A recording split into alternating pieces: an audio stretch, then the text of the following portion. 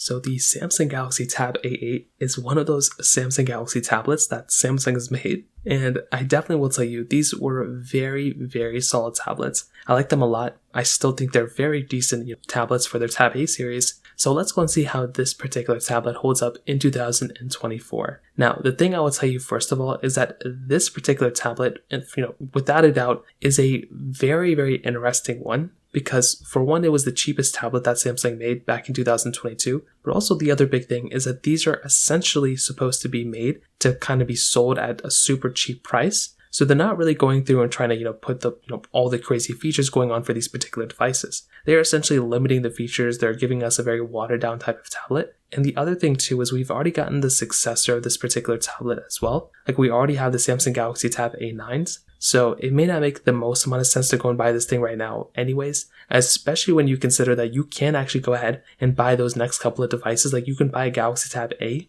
like Galaxy Tab S7 or Tab S8 in the used market. And even though it's more expensive, it might make a little bit more sense to go and buy those types of tablets now. So just a few things to keep in mind. Regardless, if you want to pick up some Samsung Galaxy Tabs that I would recommend buying this year, links will be down in the description. You can get them from there and you can help support the channel at the same time. Now, starting off with the outside of the Samsung Galaxy Tab A8, you can see on the front of this particular tablet, we have a 10.5-inch TFT LCD panel.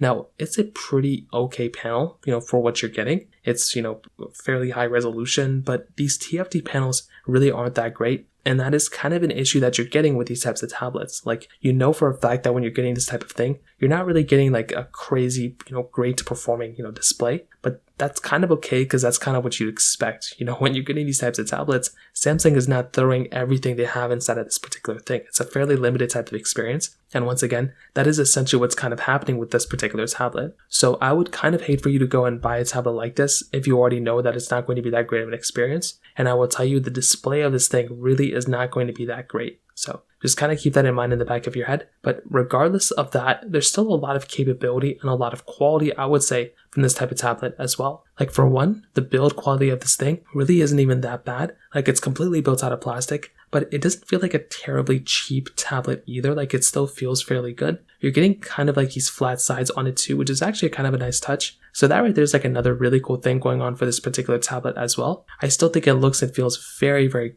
good for how cheap this tablet was at the time. You are also getting a USB Type-C port on this particular tablet as well, which is another really cool thing. So if you're going through and getting some sort of tablet, this thing is essentially going to be giving you a pretty good type of experience, which in and of itself is another really cool thing from the USB Type-C port. On top of that, you're also getting a microSD card slot on this thing as well. So once again, I'll tell you, having a microSD card slot is a very, very cool thing. I love having that type of stuff. And this type of tablet is going to be giving you that. You're going to be getting expandable storage. You're going to be getting a USB Type-C port. Inside of a tablet that's actually fairly cheap, it actually is a pretty interesting thing here. Like, in my opinion, I actually like that a lot. So without a doubt, I'll tell you from the exterior side, definitely it's not the most premium thing in the world, but it actually is kind of surprising how decent of a job, Samsung can do with their, cheaper tablets. Some things that this tablet is missing that basically every tablet has nowadays though. One, you're missing out on like a better build quality. So that is kind of the issue that you're getting with some of these, older ones. On top of that, you're also missing out on things like,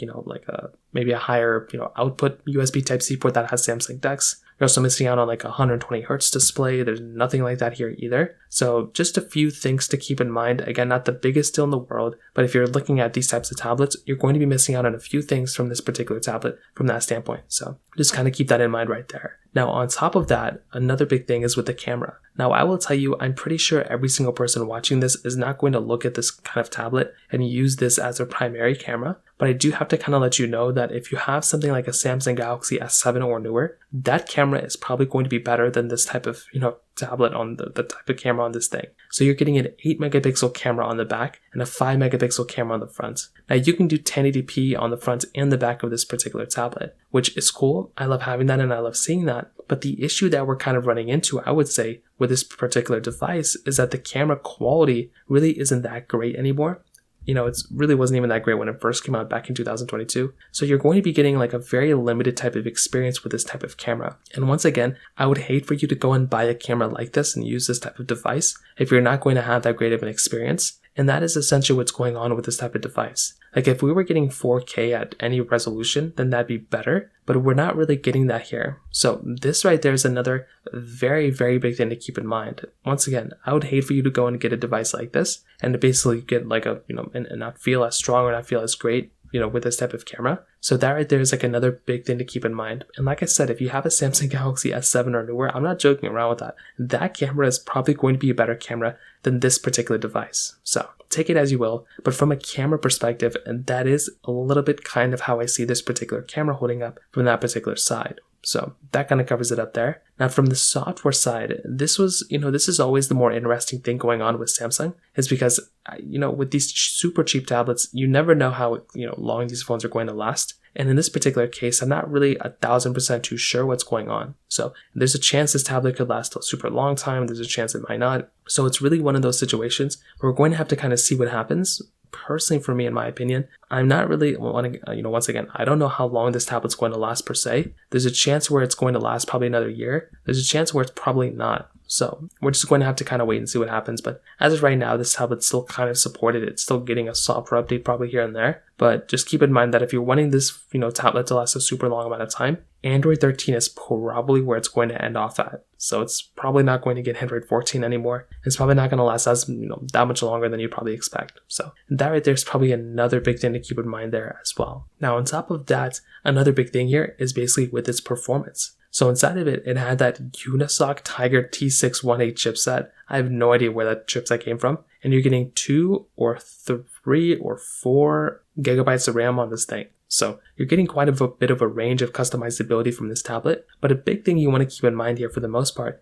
is that with this particular device, once again, as you probably would have guessed it, you are probably missing out on a lot of different things that newer tablets basically have. For very, very, very basic things, this tablet's probably good at. I mean, you can scroll on web pages and download apps and play some games here and there. Like it's going to be a fairly limited experience. If you're expecting this thing to be able to play massive games and edit videos and replace a PC, that is probably not going to, even the most cheapest PC is probably going to be, better than this thing, to be honest too. But I like this thing because it is a tablet and whatnot, but definitely from a performance perspective, if you were getting that 2 gig of RAM option, even if you get that 4 gigabyte of RAM option, that is a very limited experience. I mean, you need at least 6 gigabytes of RAM nowadays to have a good, very good experience. With 2 gigs, that's absolutely unbearable. With more, that's better, but you're still getting a very limited type of experience at the end of the day, like I mentioned. So the performance of this tablet really is not that great either. And so I'll be completely honest, these types of tablets, they're very good in some ways, but they're really only good because of the price tag. If this tablet was even $100 more expensive, this would not be a good price. And that is kind of, once again, the issue that you're getting with these types of tablets. And I would hate for you to go and buy a tablet like this if you're going to be getting a very limited experience.